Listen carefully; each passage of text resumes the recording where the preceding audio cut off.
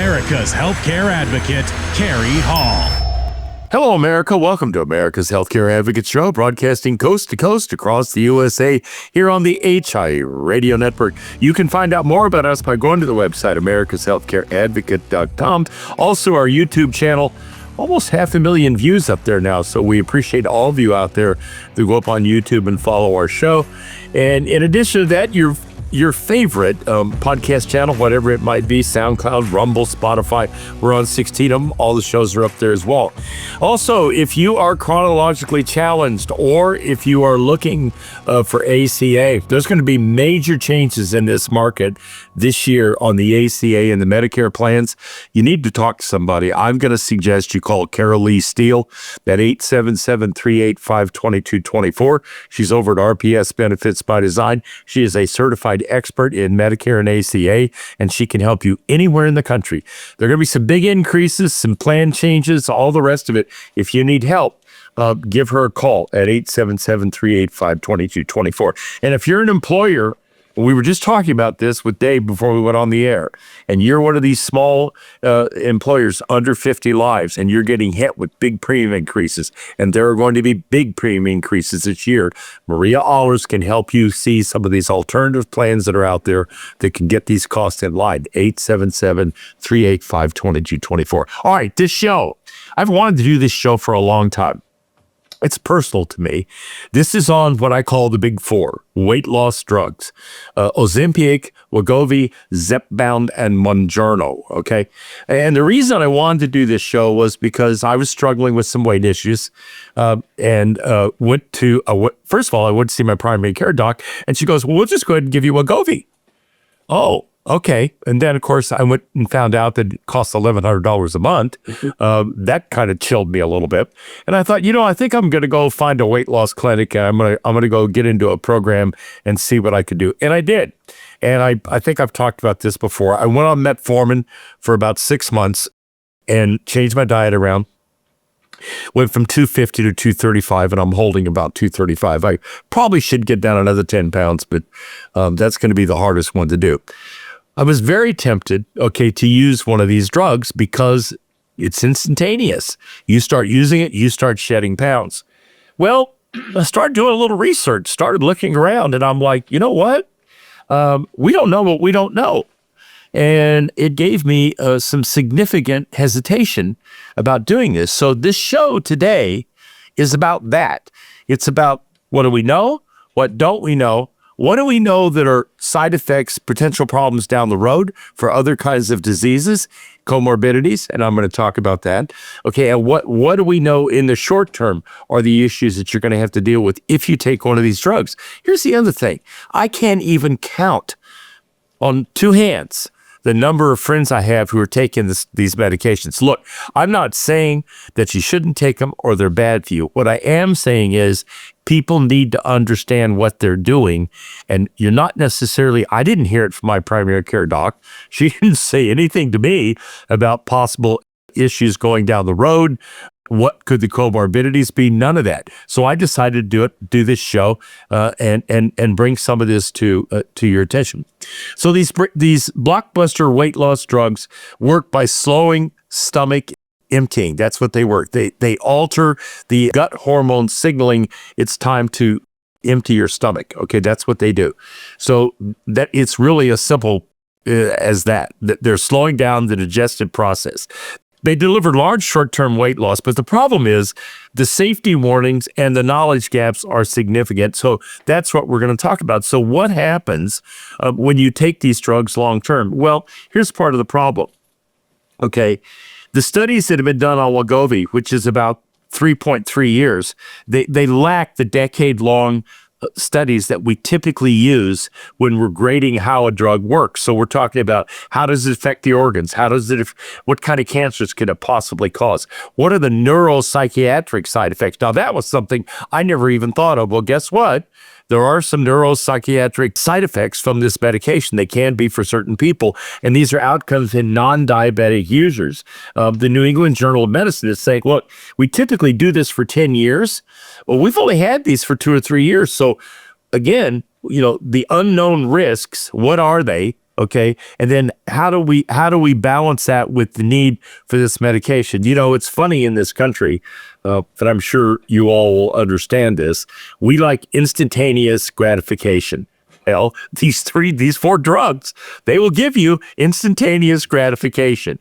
The question becomes, okay, what does long-term use look like? How effective are they in the long term? And then what are the side effects? What are the issues that you're going to deal with? So long-term is, randomized data for patients 1 to 2 years. The largest cardiovascular outcome trials with Wegovy followed patients a median of 3.3 years, far from the 10 to 20 years on the horizon that people typically care about. So right there, they did a study, 3.3 years. This was limited to how it was going to affect cardiovascular issues, but it only went for 3.3 years. Well, typical studies that come out for these things are 10 years to give you a clear understanding of what the effects of that particular medication are going forward and how they're going to affect you. So what I'm showing here is we have a very short window of data to deal with, and that window of data doesn't tell us enough to know in some cases, what are the long-term effects of these medication? The other problem is typically after you stop these drugs like Wegovy, okay, 2/3 of the people that had weight loss gain it back. All right. So now we're into what I call the yo-yo effect. This is the problem that many of the weight loss programs, weight loss drugs go down. Before these drugs came out, there were a host of other programs. Weight Watchers, go down the list, okay? And you have people go on these diets and they go on these programs and they work. And then they yo-yo back up. Okay, well, the problem with this medication is, all right, that if you go off of it, 2/3 of the people after they went off of it started getting the weight back. So what happens then with weight loss versus continued use? What happens if you continue to use this drug for not 1 year, but 2 years, 3 years, 4 years, 5 years? How long can you do this without incurring significant risk down the road for some of the things we're going to talk about today? Damage to your organs, cancer, the psychiatric issues. There are a host of things like this, thyroid issues. We're going to talk about all that and try to get information out to you so that you understand. Once again, I'm not saying that these drugs aren't safe. The FDA's approved them, all right? But I am saying that there's not enough information out there, and the reason I chose not to use the medication was just that. I didn't need to open up an opportunity for other long-term problems for me. I'm already in the Agent Orange program. I've talked about this before. I certainly didn't do anything to compound that issue. So what we're trying to do today basically is go through this and talk about how these medications affect people. What are the side effects? What do they do for people that have other comorbidity issues? We come back to the break. We're going to talk about that. We'll talk about IBS. We'll talk about Crohn's, and we'll talk about colitis. And do they impact those things? Remember, you're dealing with your gut health here when you take this medication. That has a lot to do with how you feel, how you function, and your overall health. So when you start playing around with your gut health by slowing down this digestive process, what happens? What are the side effects? What occurs after you do all that? So we come back to the break. We'll get into some of that. We'll talk about very specific things that these 4 medications can cause and do cause in people that use them. Stay tuned. We'll be right back after the break. You're listening to America's Healthcare Advocate, broadcasting here on the HI Radio Network, coast to coast across the USA. We'll be back with more. Stay right there.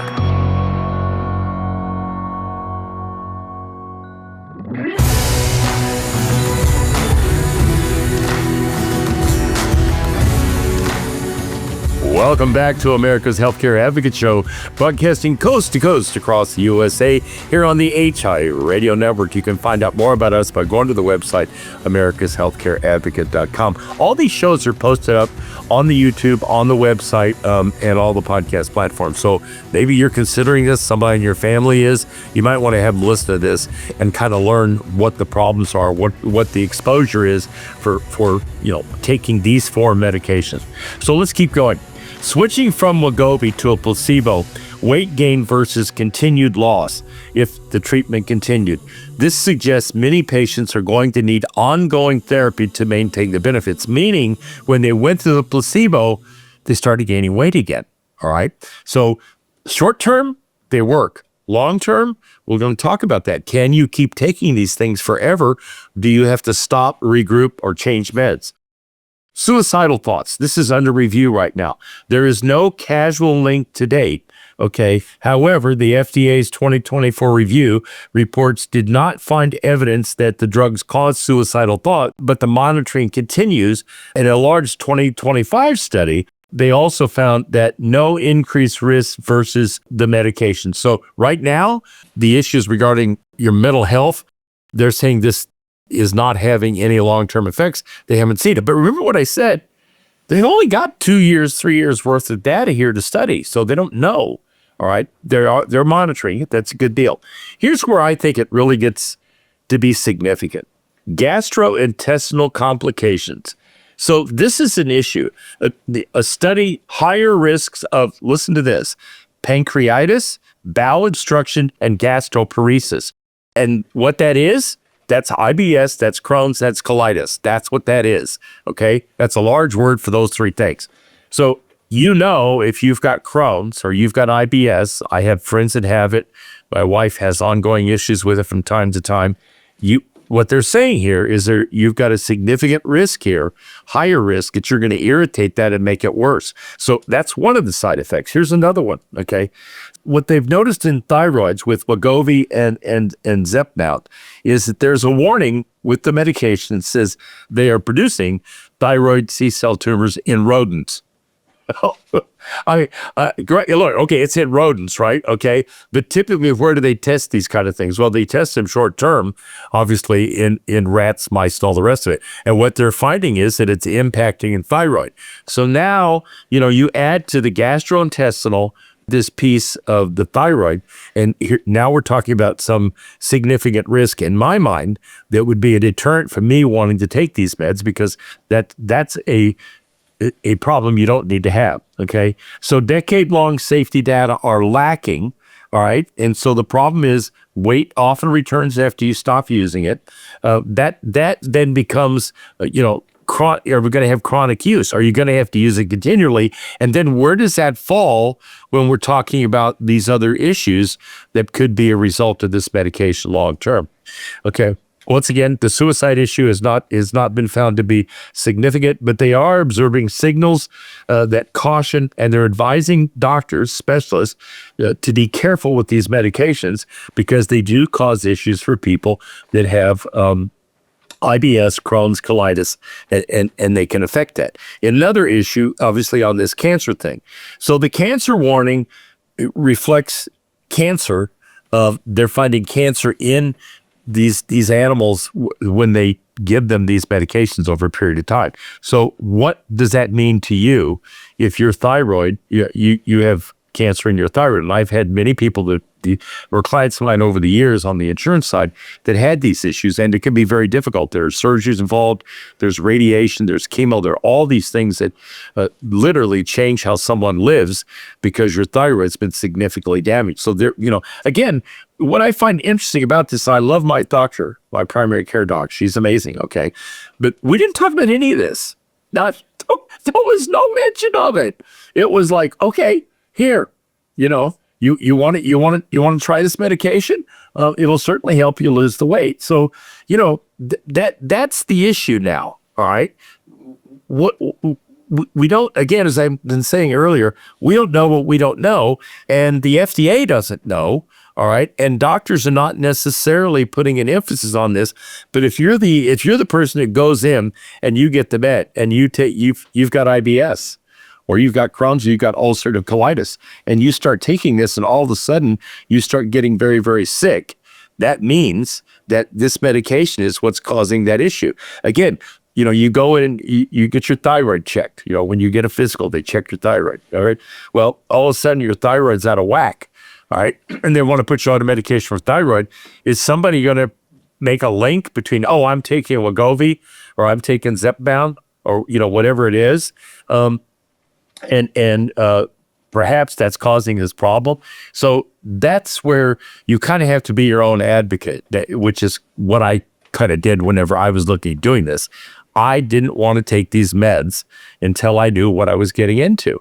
All right. And this is what I discovered after I did the research and looked around. And all of these sources, by the way, when we post these podcasts, we put all of the sources where we're getting this stuff from. So whether it's New England Journal of Medicine or the FDA or U.S. Food and Drug Administration, we put all that information up there. So what I'm giving you here is actual data and information from the government entities that are tracking this, and entities like the New England Journal of Medicine, et cetera, who've actually looked into this. And so we're kind of like what I said.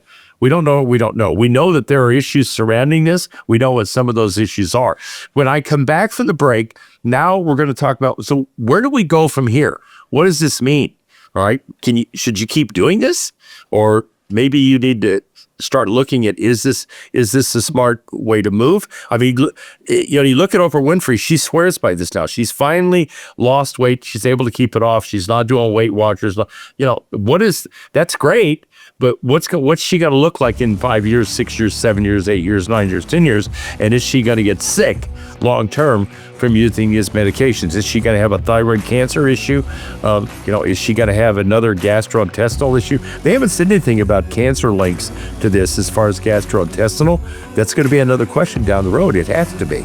All right. So we come back from the break. We'll talk about where do we go from here, and what's safe and what's not safe to do. Stay tuned. We'll be right back after the break. You're listening to America's Healthcare Advocate, broadcasting on the HI Radio Network, coast to coast across the USA. We'll be right back with more.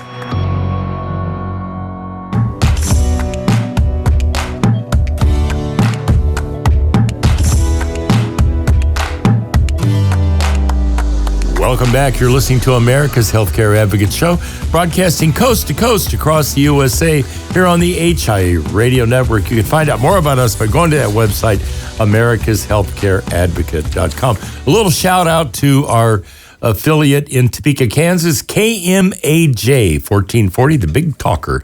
We are on Saturday mornings up there. Very happy to be on in Topeka, Kansas, the capital of the state of Kansas. All right, so let's continue talking. So here we see that, stopping these drugs oftentimes leads to weight regain. So with Wegovy, 2/3 of the weight that was lost was regained after they stopped using Wegovy, for 1 year. All right, so with Zepbound, they gained substantial weight. In fact, they gained more than they had lost when they stopped using it. So this is to what I call the yo-yo effect. Short term, yes. Long term, how do you treat that? Then it becomes a chronic issue, meaning you're going to repeat using the med over and over again. Look, if you're morbidly obese and you've got all these other comorbidity issues, you're a type 1 diabetic, you're a type 2 diabetic, and you've got heart issues and you've got joint issues because you're carrying all this extra weight around, this is a great short-term solution. The question is then, where do you go from there? All right. Do you set, it seems to me that if you're going to do this, what you need to do is you go on the med and then you get into a program somewhere like, the old weight loss programs that are out there. You go to a clinic that specializes in this stuff. And then how do I start changing my habits so that taking this made a difference and now I can maintain it? Okay. That seems to me to be the logical approach, but again, if you're somebody that's morbidly obese and you're suffering with comorbidity issues with heart attack, high blood pressure, cholesterol, you've got joint problems, knee replacements, hip replacements, all of that, yes, you definitely will find benefit in this. And does that offset the risk? More than likely, for someone in that situation, it does. If you're taking this to lose 10 pounds or 15 pounds, that's vanity. Okay? I mean, that's really what it amounts to. All right? That can be done through diet and exercise. But for people that seriously need this medication, it certainly does make a difference in their lives. It can certainly help. Let's keep going. So one of the other things they found now is that delay in gastric emptying now causes issues with pulmonary aspiration.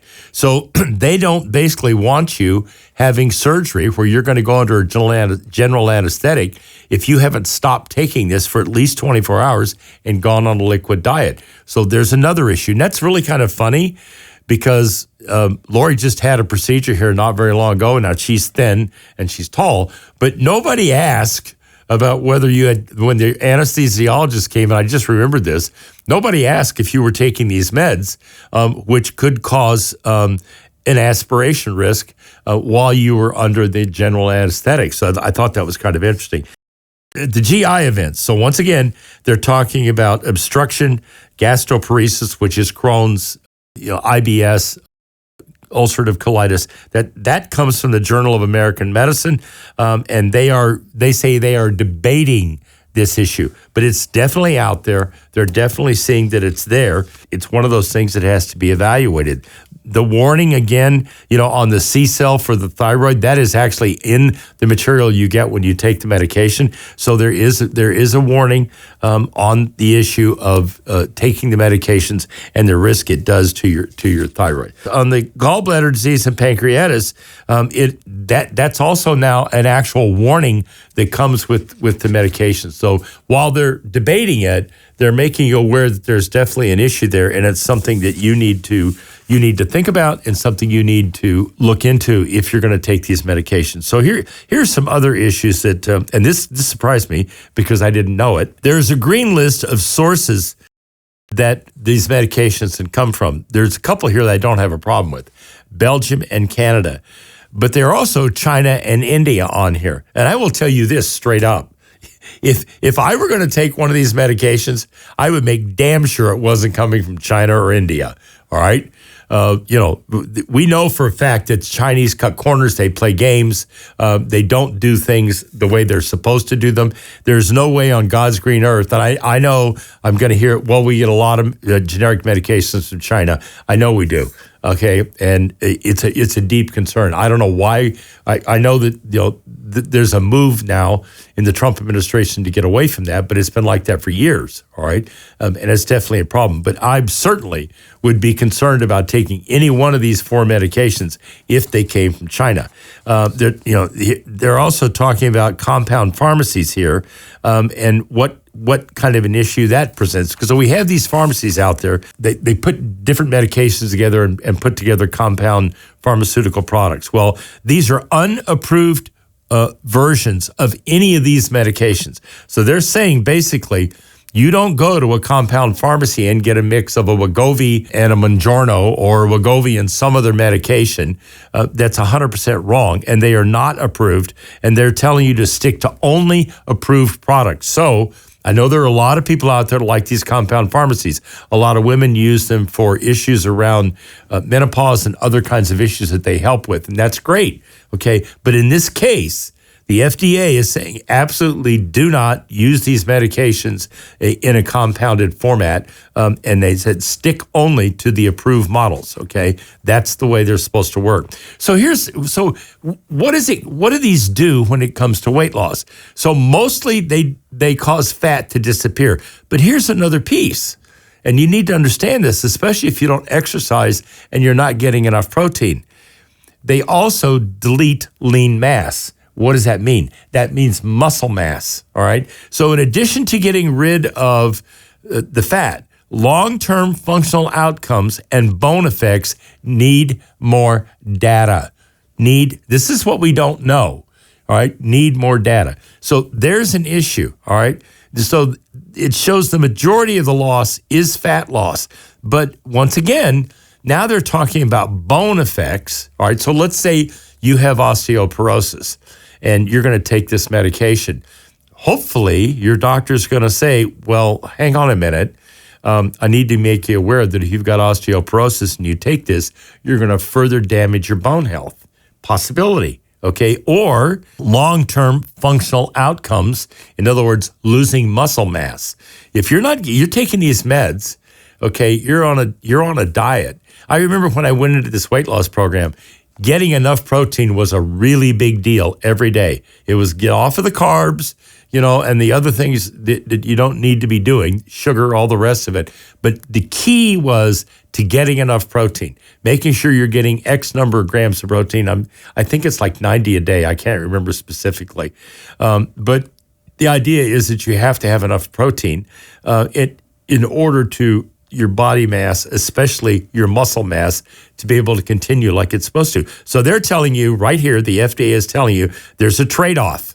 This is the verbiage from the FDA. There's a trade-off. It's mostly fat, but you're also going to have muscle loss and you're going to have mass loss, and then this side effect on issues with regard to bone. So if you have osteoporosis, this is definitely something you need to look into and ask questions about before you go on this medication. Again, understand why I'm doing this. This is like a rage in this country right now.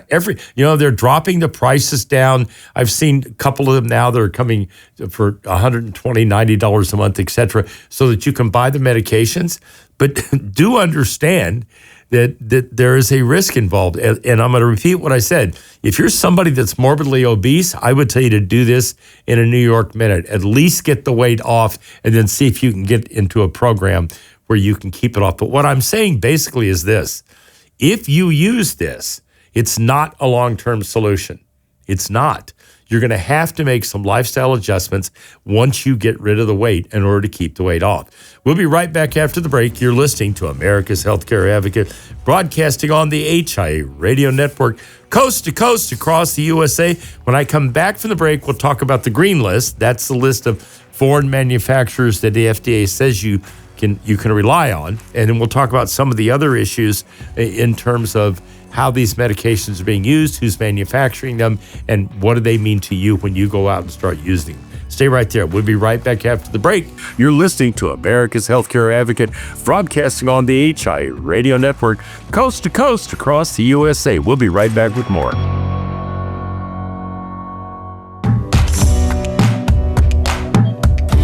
Welcome back. You're listening to America's Healthcare Advocate Show, broadcasting coast to coast across the USA here on the HIA Radio Network. All these shows posted on our podcast platforms and YouTube. If you want to go up and tell somebody about this and have them listen to it, this is one probably going to get a lot of listens. There are a lot of people interested in these medications. So let's talk about some of the other issues that are out there.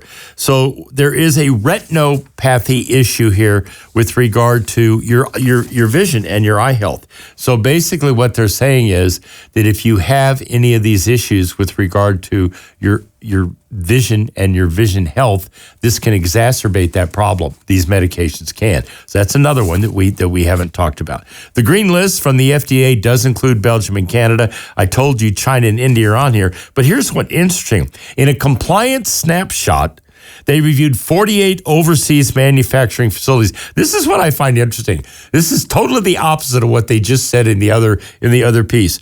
21 of those facilities, of the 48, were in non-compliance. So what were they doing? What were they adding? Were they adding baby powder to the medication? I don't know. Okay. I mean, we know some of the things that go on in China. All right. You tell me. I don't know. Well, but this is funny because they're saying that Belgium, Canada, China, and India are green listed. Then they're saying when they checked 48 of these overseas facilities, 21% of them were non-compliant. Let me take a guess here. Of the 21 that were non-compliant, 20 of them were in India and China. Might have been one in Canada or Belgium that didn't comply. But I'd be willing to bet that the majority of those were in either one of those places. Once again, I'm going to say what I said earlier. If it's coming from China or India, I'm probably not going to be taking it. All right? I mean, that's definitely, as far as I'm concerned, that's an issue. Those people do not, especially the Chinese, do not have our best interests at heart. If they did, they wouldn't be shipping millions and millions of pounds of fentanyl materials over here for the cartels to make drugs run into this country for methamphetamine and fentanyl. So you're never going to convince me that the Chinese have anything good in terms of their intentions toward this country. Let's keep going. Birth control and pregnancy. All right, if this is really an issue, it is unapproved for folks women that are pregnant, and there is an issue with if you're on birth control, you're taking these medications, that it affects the birth control medications. So meaning that they may not work. All right. So once again, you're a young woman and you've got weight issues and you want to make yourself more attractive. You take these meds, but you're also on a birth control medication. You need to really check and see if this makes sense. All right. And can you take this medication and not have issues? That's from the FDA. I'm going to go back to this issue with with eye health. Diabetic retinopathy complications. So again, these meds they were originally designed for diabetics, and if you're on an ACA plan, Obamacare plan, or they've just been approved for Part D Medicare, you can get these medications if you're diabetic. Now they're saying that this is the New England Journal of Medicine is saying this can cause very serious problems with vision. So here's another side effect you need to be aware of. Pregnancy and fertility, once again, if you're taking this medication during you're pregnant, you're going to have issues with it. And an oral contraceptive effectiveness can be reduced. This is part of the study from the FDA. You're taking those birth control pills, which means you can get pregnant while you're taking it. Drug interactions, delayed gastro emptying, we've talked about that, okay? And the absorption of other medications. So now you're taking, this is not unusual for people that are overweight. I take blood pressure and cholesterol meds. You're taking blood pressure and cholesterol, and what we're hearing here is that this impacts the absorption rate of those meds. Well, how about those daily vitamins you're taking and those supplements you're taking to try to keep yourself healthy? Is it going to impact those as well? So somehow this impacts your absorption rate of these medications, all right? So, to recap some of this, pregnancy and birth control issues, definitely an issue here in terms, and you should not take this while you're pregnant. Lean mass loss does happen, all right? It's mostly body fat, but there are going to be lean mass losses. The comorbidities with gastrointestinal issues, anytime you start playing with gut health, you've got a significant issue there, okay? And if you've got Crohn's, if you've got IBS, if you've got any of these other issues, you're probably going to exacerbate it. The FDA is cracking down on ingredient imports. They are concerned about this because of physical contamination. They've detained shipments on this. Again, I'm going to go back to this. Get something that's made in this country or made in Canada, okay, or made in Belgium. They're certainly available. I know a lot of people are using methods to import this stuff. If you're going to import it, bring it out of Canada, New Zealand, Australia. I did a broadcast on this years ago. It's important to understand those formularies in those countries are identical to the formulary in this country. The only difference is the government regulates the price of the medication. So as an example, if you want to take Wegovy, okay, and through, let's say, a plan like Gig Care, which is our product for $10.99 folks out of Datego, we can bring that. It's $1,100 a month, okay, to buy it. If you don't have if you're not a diabetic, you're not getting it for medical use, all right? We can bring it in from Canada for $88, okay? Yeah. Now, if you can get it from China for $40, I'm going to suggest you probably not do that, all right? That's probably not going to be a good idea. But you can bring it in for Canada for $88. So if you do want to take this and you make a decision to do it, and you're using one of these methodologies where you can call up, get your prescription, and you hear them advertised on the radio, and you can get your prescriptions, you can turn around and have it shipped into you. Make sure you're getting it from someplace like Canada, New Zealand, or Australia, and they've said Belgium as well. Okay, not from China. All right. Thank you all for listening today. The whole purpose of this show, once again, was to educate and inform. There is an enormous popularity of these medications out there. They certainly have a place. They certainly help people that are morbidly obese, people that are significantly overweight, that have other comorbidity issues. If you've got a heart attack, stroke, those kinds of issues from weight issues, this is a way to overcome that, and it's a way to lose the weight. The question is, what do you do long term? What I'm suggesting is, if you take these meds for a year and you get yourself on track where you want to be, you need to go into a program where you can keep the weight off. And it doesn't mean you can't keep taking this stuff forever. That's part of the problem with it, okay? Because it increases the opportunities for other comorbidities to take place. Thank you for listening today. And now I leave you with this thought from Albert Einstein. The one who follows the crowd will usually get no further than the crowd. The one who walks alone is likely to find himself in places no one's ever been. Remember, friends, it's a funny thing about life. If you refuse to accept anything but the very best, you most often get it. Thank you for listening to America's Healthcare Advocate Show, broadcasting coast to coast across the USA here on the HI Radio Network. Goodbye, America.